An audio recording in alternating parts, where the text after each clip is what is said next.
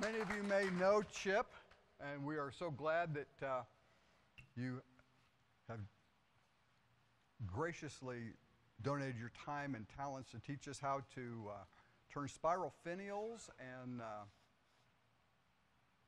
thank you, sir. Yeah, this is great because you can apply that to a lot of different spindles. Anyway, we're here to learn. Thank you so much.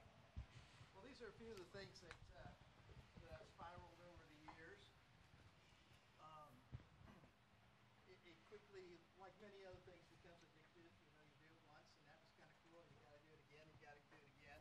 We got to get you wired up first of all, so that this is go on. Sorry. I'm not loud enough. Unless you yell real loud and get it on YouTube.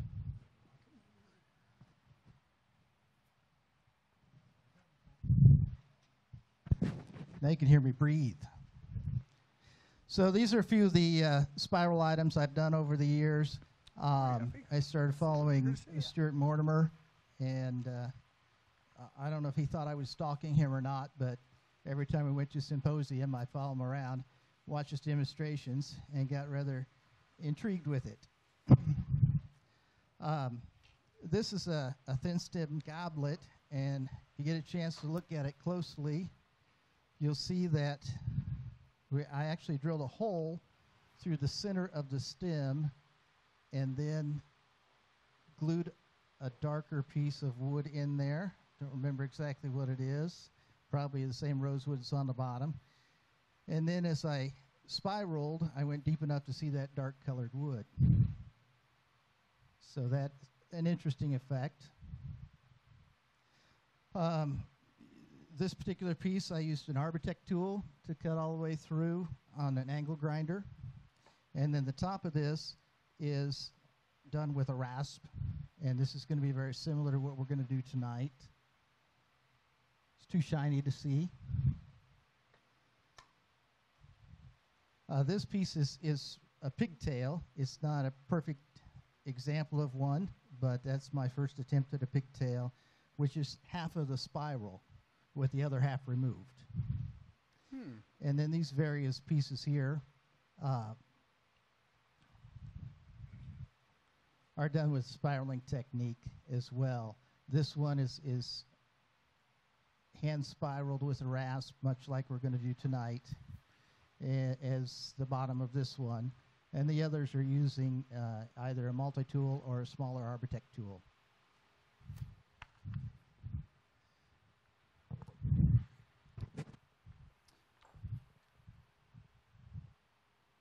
So first things first, I thought I'd start out by just showing you how to lay out a spiral. And I chose this particular lathe because it's indexed, although you don't need the lathe to be indexed. If you don't have an index lathe at home, you can go into any spreadsheet program like Excel or what's the free one, the Oracle one. I don't remember the name of it. Anybody know that? Office something. But you just put in 11111 6 times, highlight that area and say you want a pie graph, and you will come out with a 6-part pie graph. Put in 8 ones, highlight that, and tell it you want a pie graph, and you come out with an 8-lined pie graph. So you can use these if you're not indexed in this fashion.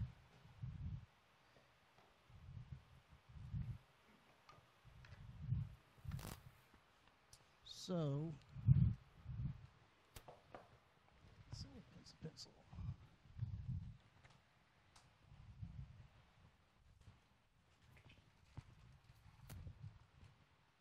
Did you get the cups and everything okay, Linda? Because, yeah. Well, Dan was looking for a key to get back in the shop, and it was like, oh, we had to get the meeting started, so.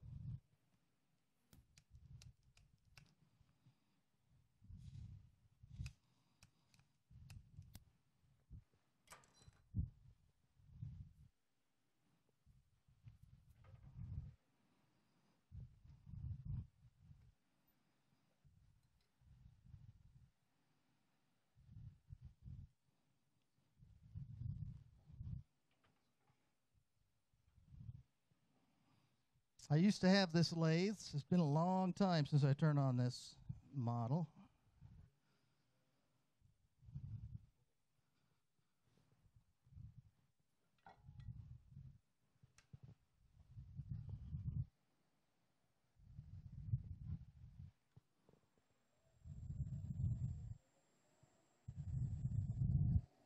We're just going to round this off real quick.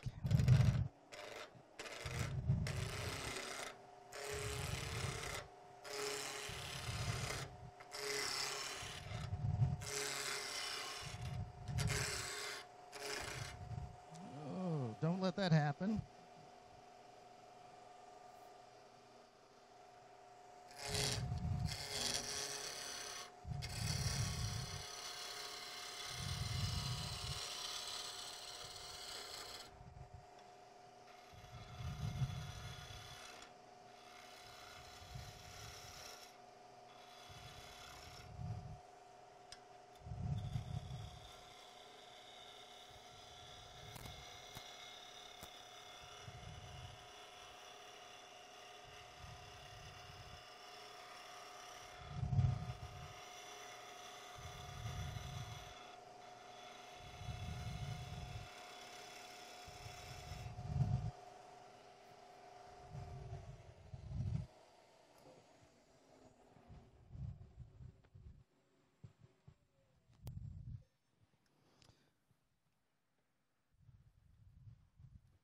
So basically, we're going to turn a much smaller piece. This is the size we're really going to be looking for to finish a piece tonight. One thing I did learn, I was following Dennis Liggett, and I showed him a piece of my work, and he said, "Oh, a left-handed thread. Those are so hard. That's great." And I walked away and was like, "What's a left-handed thread?" So I had no idea that I did it the hard way until later. So I intentionally did a left and a right-handed thread just to let you all see it. So left is up and to the left, right is up and to the right. Okay? And then this particular project is one that Dennis Liggett's wife came up with. She thought there should be a simple project to introduce people to doing the twist work. So this is the particular piece that she chose. And I think she calls it a flame for the people or something along those lines. But we'll let you take a look at those.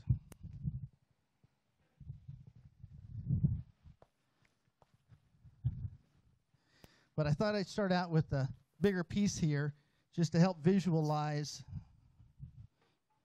how we're going to put it together. So I want to bring my tool rest up so I'm just about at the center level, just a hair shy. I want my pencil to actually mark at the center level. And then I'm going to go index this. And let's see, we're at 24-point index. So you never want to start at 1, because that'll throw all your calculations off. You have to add 1 to it each time around. You really want to start at 0, but there isn't a 0. We'll start at 24. And we're going to strike a line along the tool rest here. And I hope we can see this line. But you will tell me in just a moment if you can see it overhead.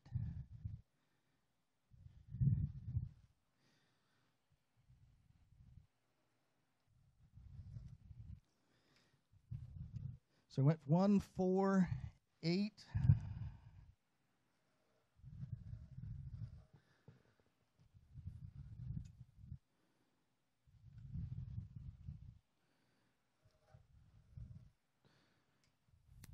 $12, $16. Everybody help me add. Don't let me do it wrong.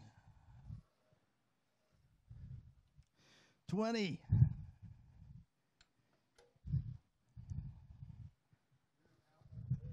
I know it. I'd add all day long. I don't want to do it at night. You kidding? No way. And then 24 should bring me right back where I was. Okay.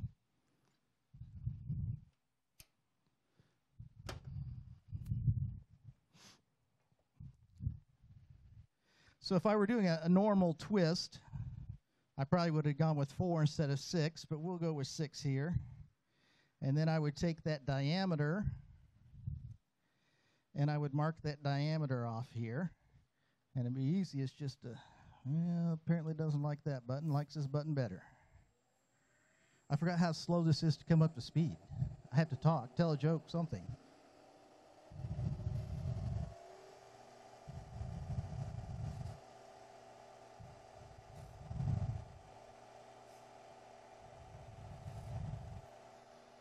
Okay.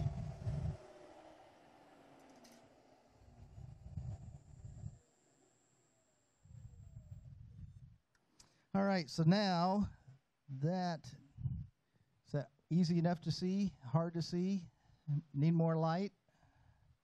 What can I do to make it better? Maybe if I use a real pencil instead of a mechanical pencil, I get a broader line. All right, let's try that. All right, the other green button.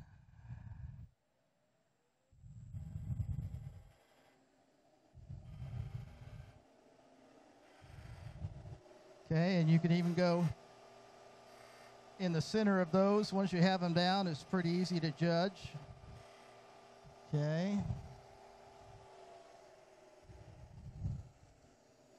If I put this over here, I might actually remember to use it. All right, and can you see these lines all right? Okay.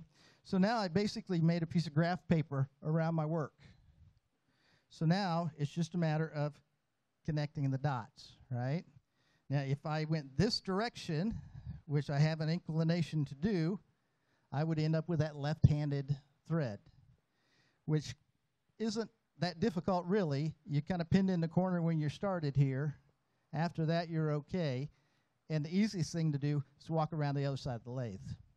So if we come in this direction, it would be the right-handed. And I'm just going across the boxes.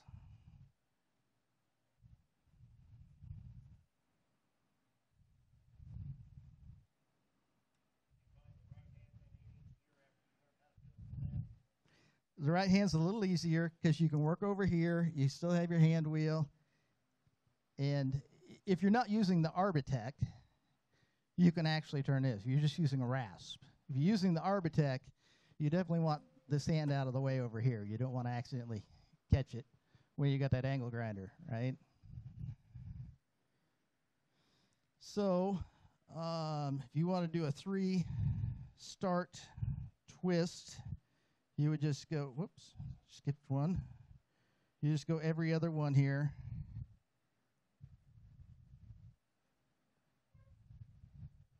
In that fashion.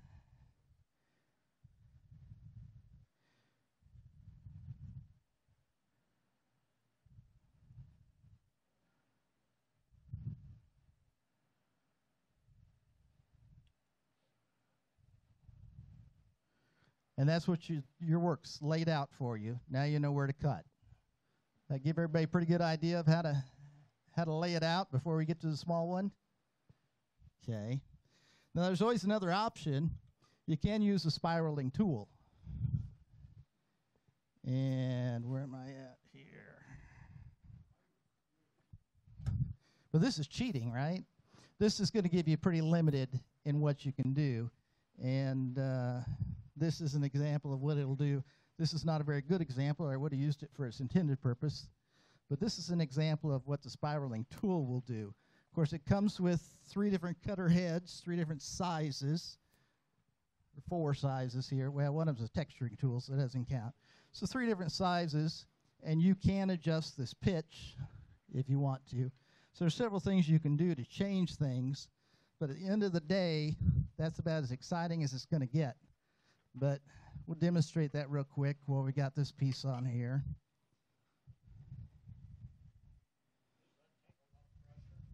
No, it does not. Not as much as you would think.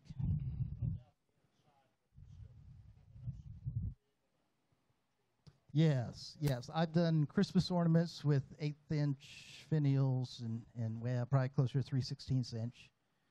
And I've done that with the smaller version of the same tool. Now, this is the crown version, and Sorby makes a version as well. It is cutting the wood. Okay.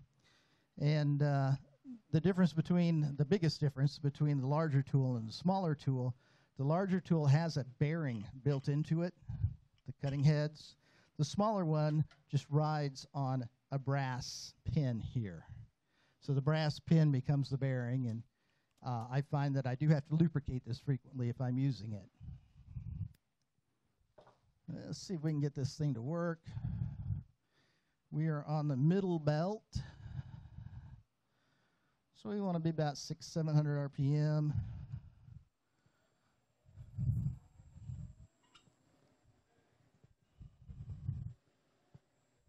On the tool rest here. Okay. So this seems very slow. It says 800, but I don't believe it. And then you'd enter in here. And you can see the head rotates. Now, there's one big trick to it. And that, it came out pretty good this time. Well, yeah, pretty good. Yeah, there's a mathematical formula, of course, because this is at an angle and it's rotating. And as this rotates, it has to pick up the same spot as it comes around. If it doesn't pick up that exact spot, you might have to change your diameter slightly to get it to pick up that spot. Okay. And can you see the shavings coming off over here?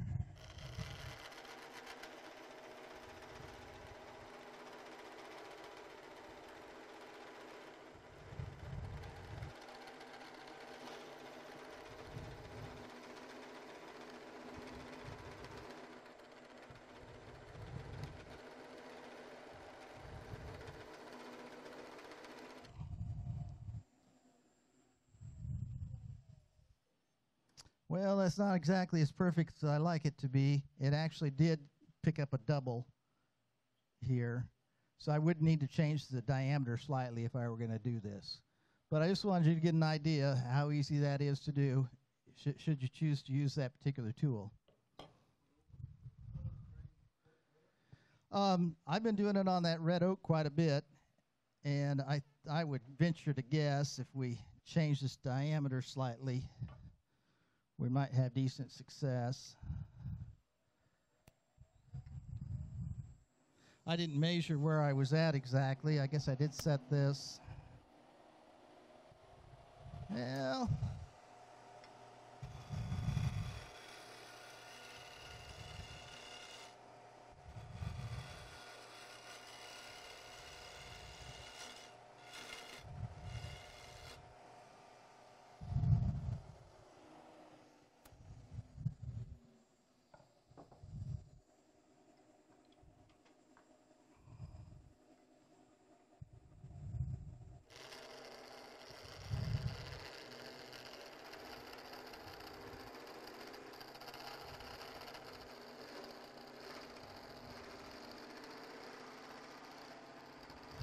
I see this is loosening up on me, so I better tighten that down.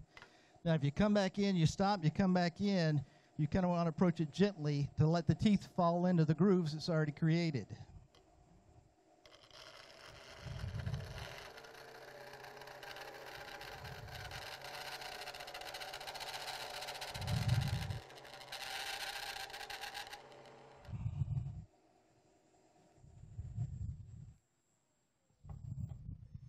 Okay, so that worked out quite a bit better. So that gives you an idea. Of course, the deeper you go with that, eventually you get to the full depth of the cutter head, and it will round off the top and be a little nicer than that. But just wanted to give you the idea of what it could do.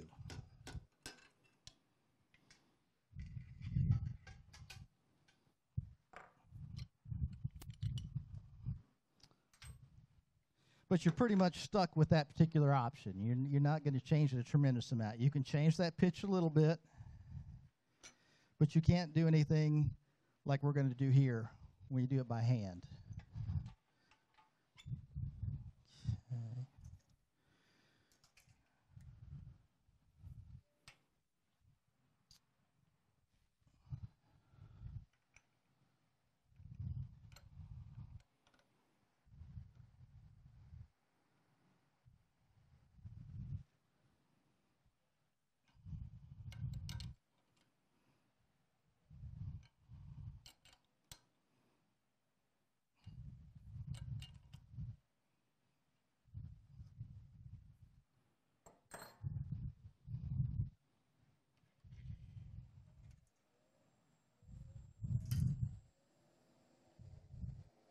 I didn't get that quite perfect, did I? It'll be good enough for what we're doing.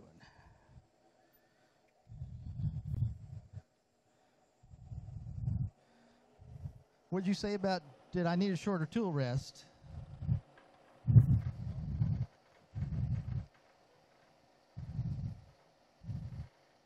I don't remember how long a quill this has.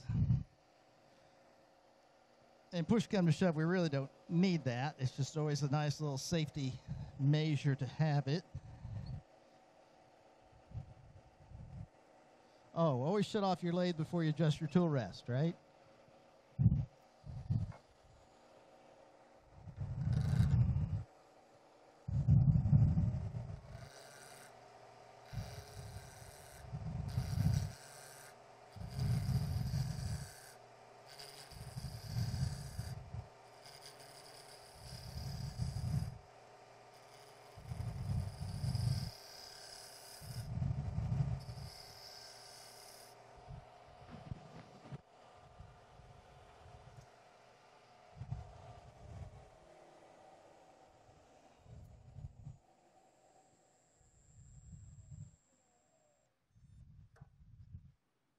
Where I'm at. I'm going to come down a little smaller than that.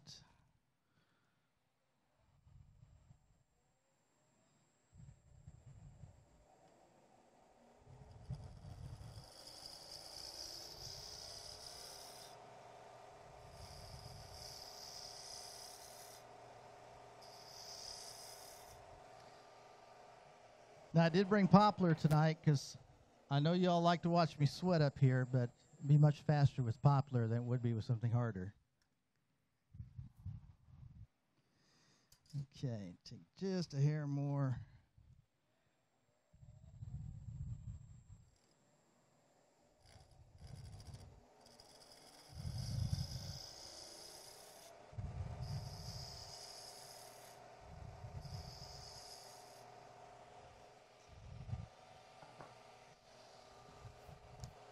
And I'm going to get rid of this.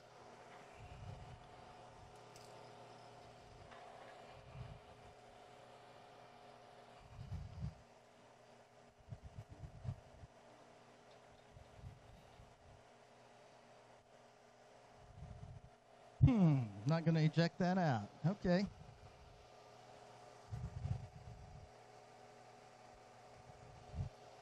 We're just going to go for our general flame shape.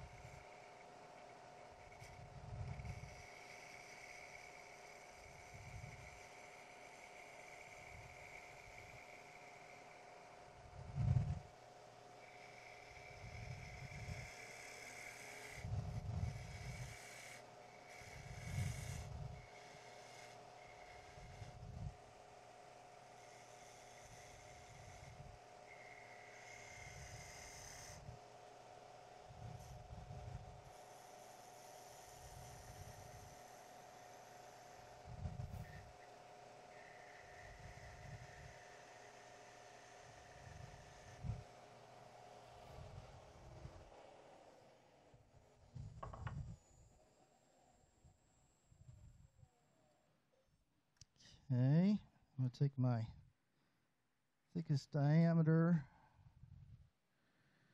divide by 2, and add just a little smidge to it. And now I'm going to go back to the indexing.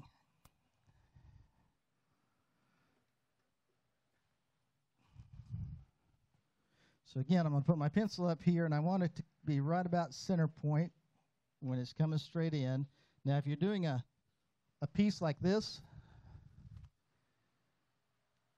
it wouldn't even hurt to cut a little piece of MDF or something in this shape to kind of have that contour that you could lay on top of your tool rest so you know your pencil doesn't dip in or out or what have you.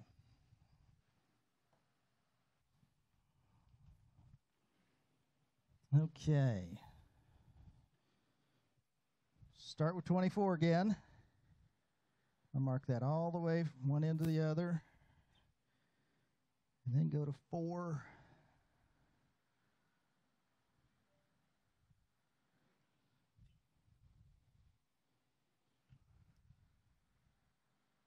You guys are so quiet.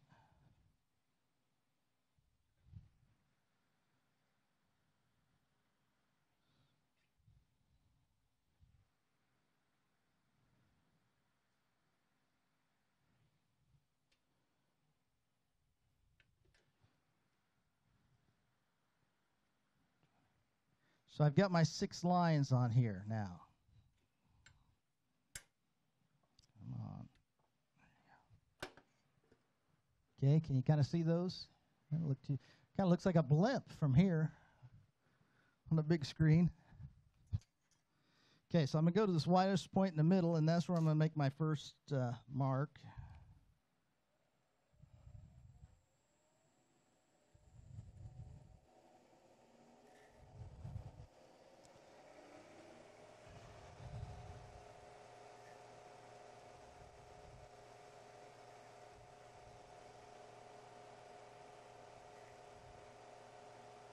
And that's pretty much at the end there.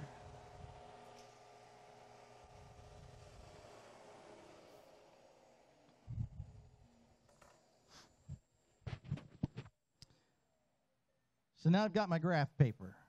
You see that? Okay, left-handed, right-handed, right? Okay. Right-handed. So I'm going to take and just connect. Now, as you connect across this large point, you're really going to curve just a little bit in towards the tip of the flame, and then you're going to curve quite a bit here. And that's kind of the hardest part of the whole exercise, is to get that curve right. Now, I've watched other people demonstrate this. I don't remember the young man's name. He was from South Africa demonstrating this at one of the symposiums. And he actually took a piece of plastic side of a milk carton, and he would cut his curves on it, several different curves, different degrees of a curve, and he would lay that on his piece. Okay, so I drew 6 lines, so I'm going every other one. I'll break my lead off here.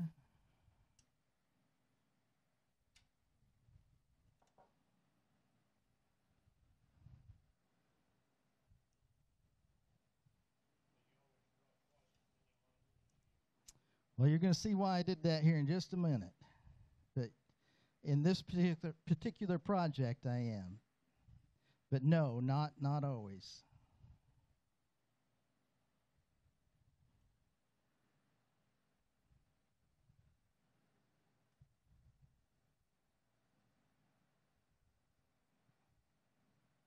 Okay, so those are my cut lines, those 3.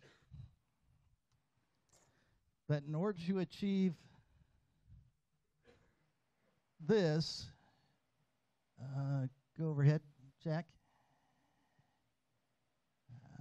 Got to move to you now. All right, in order to achieve this, I want these binds to be approximately the same through here.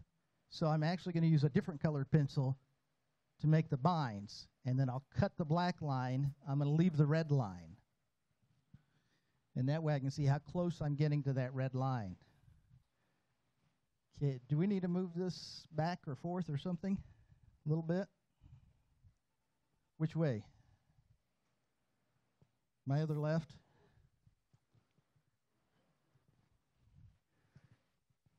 Oh, you got the light in, didn't you? How's that? A little better?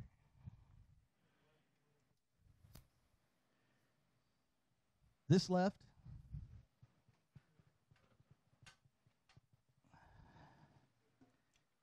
I don't know. It's a little, almost. Okay.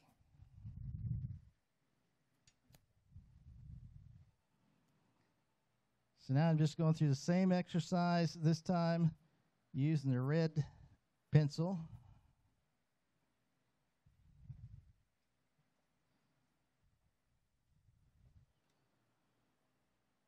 And the red pencil is almost more important than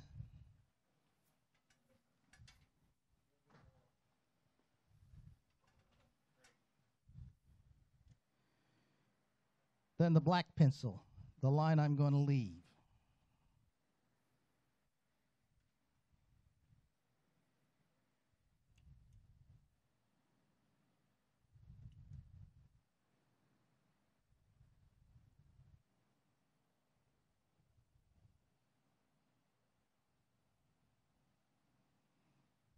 Okay. Now we got a dual color checker pattern there. Now, you know, in wood turning, we tend to start with the biggest tool we have to rough out and then work our way down to the smallest tool to get the finest cut. And this is going to be pretty much just the opposite. I'm going to start with a very small rasp. It's a relatively aggressive rasp. It came from Woodcraft. If you go to Woodcraft, they will not find it. So if you call the Woodcraft in Colorado and say, I want the Dennis Liggett, they'll know exactly what you want, and they'll get it for you. Okay, so I'm going to start on my first line here.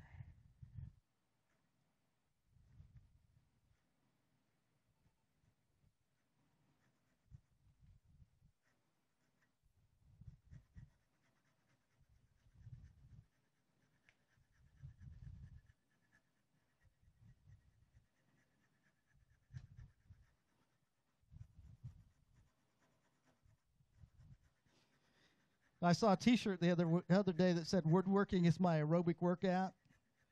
And you start doing this a little bit, you start to believe that.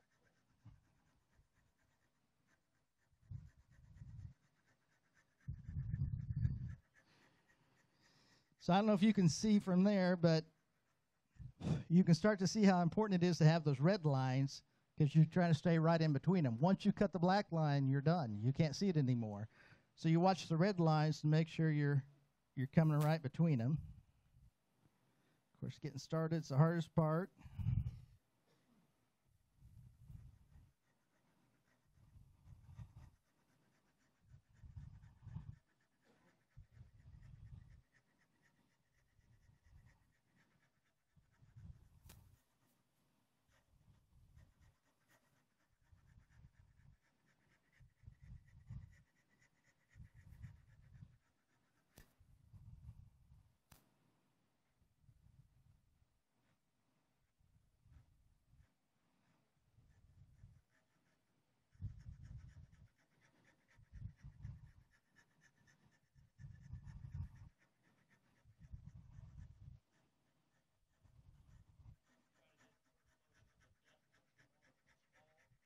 Well, no, not so much. You're only going to go so deep.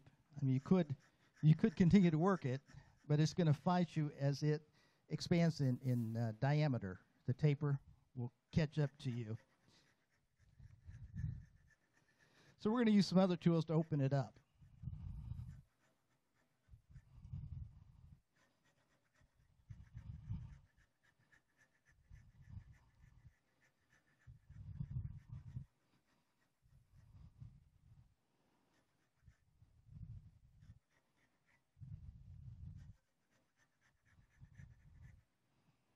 Get them all about the same depth. Okay. Now this rasp, I looked around for handles for it, and I tried several different handles. I never found anything I liked. I finally found this carving handle in a drawer, but it's designed for a larger tool. So I just turned my own collet out of maple, and it works just fine. So next I'm going to go to a V-shaped tool. Now these are actually cheese graters. You can get these in the food stores, the Pampered Chef kind of places. But they work great for this.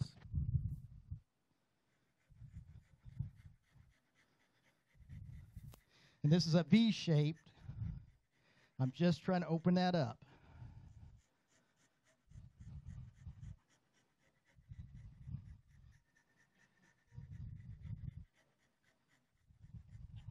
What's that?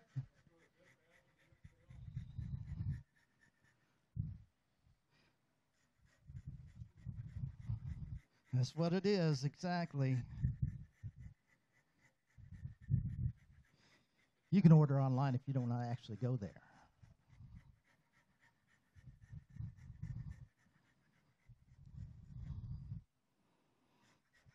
And you see it opens it up pretty quickly.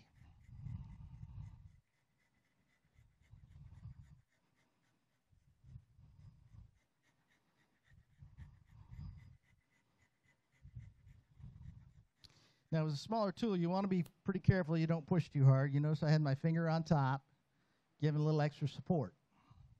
If you push too hard, you can break these little things. They will come apart.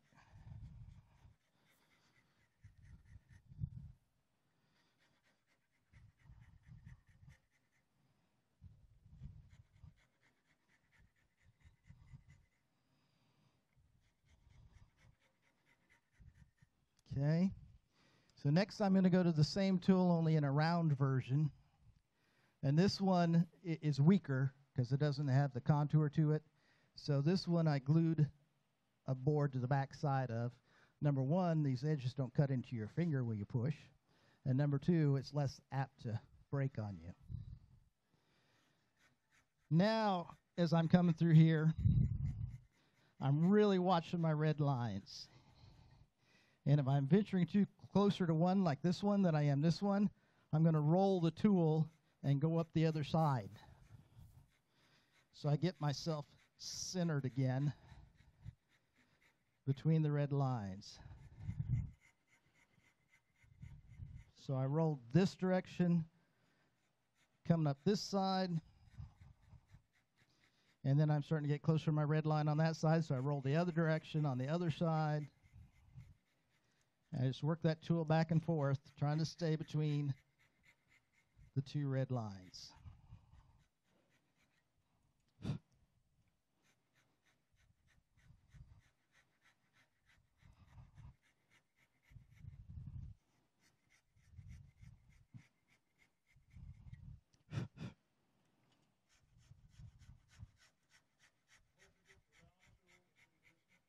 This one is cheese grater as well.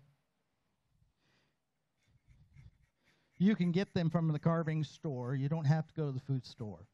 So I got these from Treeline.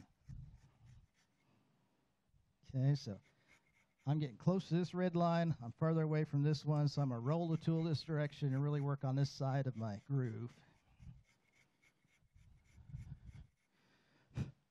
Try to get evened up.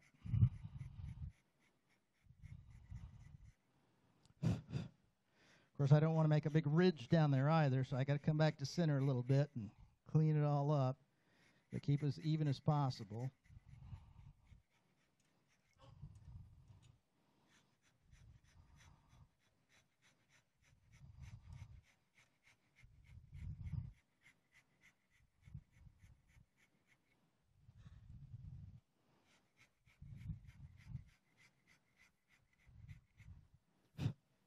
I'm probably putting my head right in the way so you can't see, aren't I? Trying to see around the corner.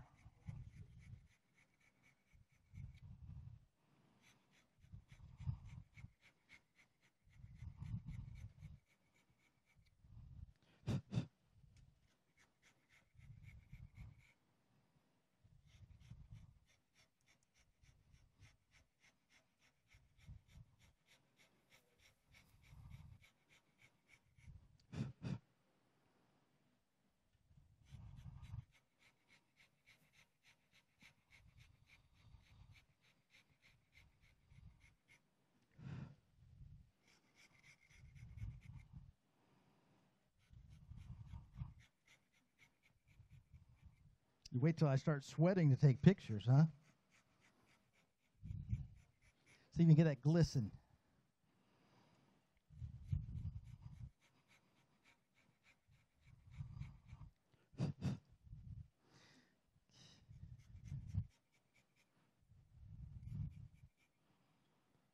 Okay, just try to get them all evened up as much as I can.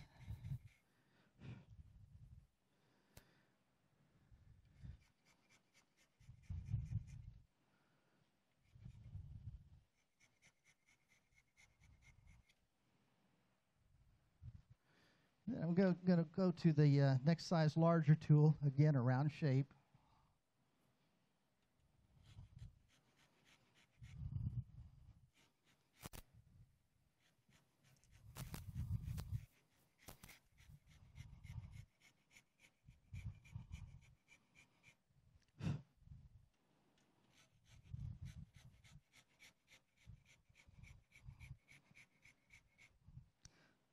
This lathe needs a bigger hand wheel over here.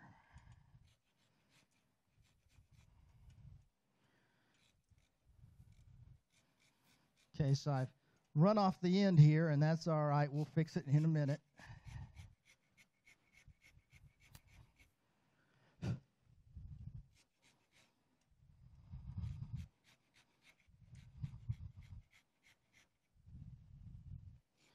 Just trying to keep an eye on those red lines to make sure I'm staying in the center best I can.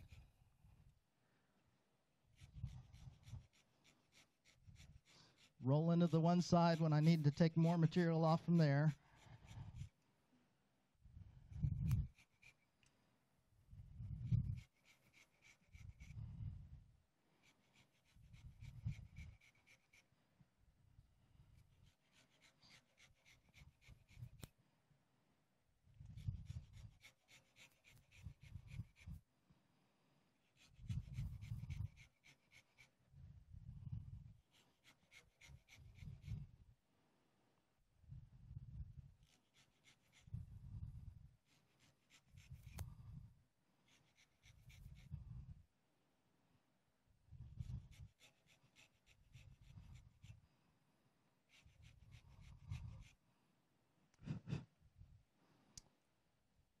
Okay. Then we think we're finished there. Then we're going to turn our red lines away.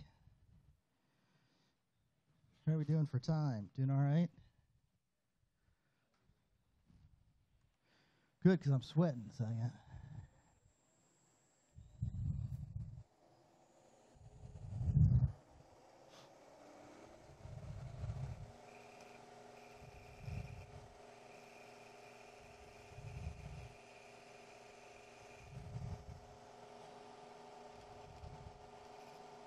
Very light cut.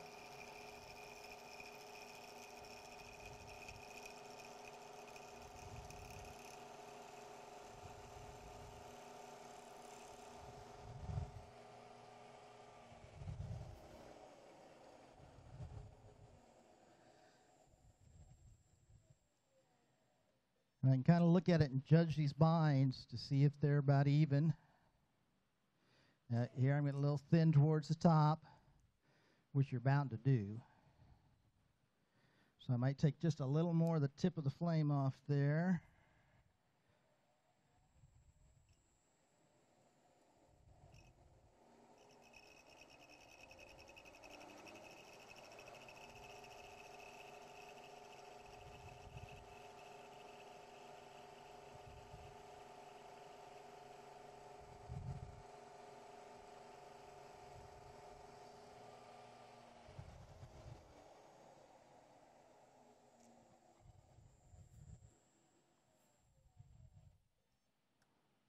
Okay.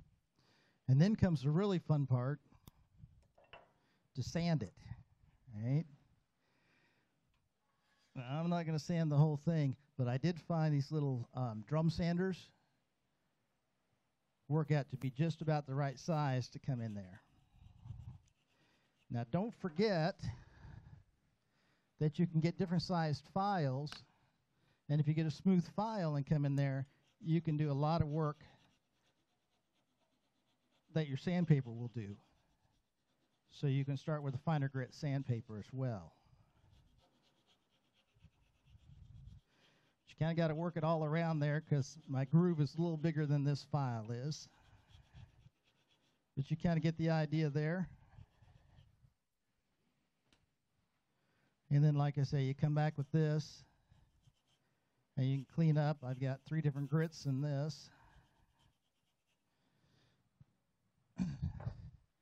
And then you can take a dowel rod or turn a dowel rod, wrap your sandpaper around it, and sand with that. And you get pretty good finish that way.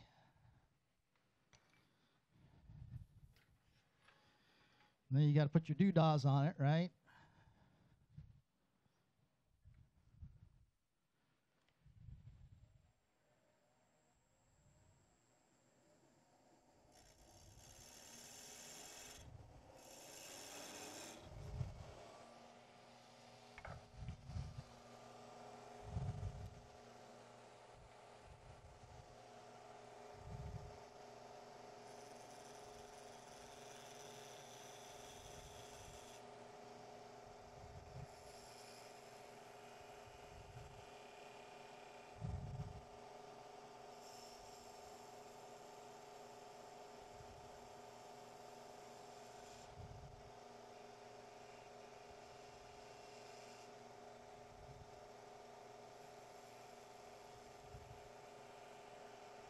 And that is one ugly bead.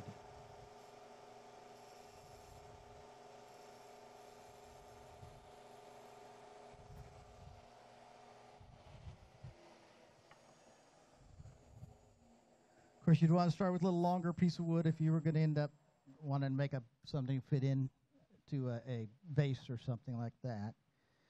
But that is pretty much it.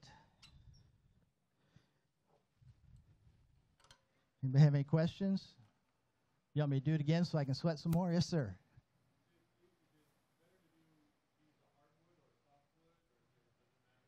You know, obviously softwood's going to cut faster, right?